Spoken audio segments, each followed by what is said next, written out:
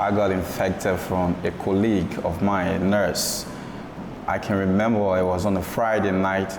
I was on duty, and I met her in the ER, and I was like always going closer to her, doing her assessment, and I didn't know that I was playing with danger. And so after a few days, this lady died, and she was tested positive, of the Ebola virus disease.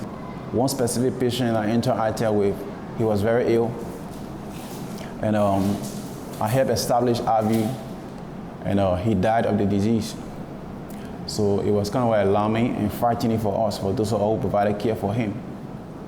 About 10 days, I started experiencing, those constitutional signs: fever, joint pain, abdominal pain.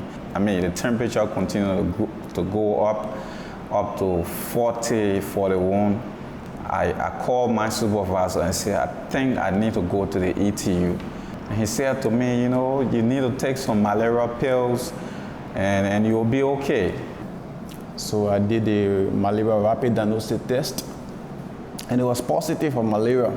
So I started experiencing weakness 2 days after taking the malaria medicine, and the headache was still consistent.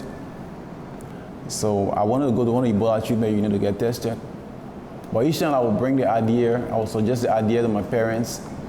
They would flinch it away because the issue of Ebola at the time, the stigma was so very high. And nobody, for the fact that community members know that you are in the ET, in fact, your family is totally been isolated. No one wants to speak to your family, and they call your family names, and you yourself being in the community, they call you by names. Oh, that Ebola boy, Ebola man, Ebola woman, Ebola girl. More besides, getting Ebola wasn't by, just a choice, okay? 99.9% of people who came down with Ebola were people that were providing care. They were helping someone. There were fewer ambulances in the country at that time responding to the Ebola outbreak. So normally if you call for the ambulance, it's going to take like several days or even maybe a week. What I decided to do, I wore a long sleeve shirt. I looked for a glove, and I called up as much as possible so as not to infect anyone while in the process of going to seek care at the Ebola treatment unit. I chatted or texting when I was sitting in the front seat. My fiancée was at the back and the driver. I was sick, honestly, because I've been having like almost 2 days diarrhea at home. So when I went to the ELA hospital, the ETU rather, I met the guys there and I got down. I displayed to them my lessons as a PA. They couldn't accept me. Yeah, I was downhearted, but what could I do? So on the 4th day again, it was November 10th, I chartered another taxi, and I went back to the same ETU.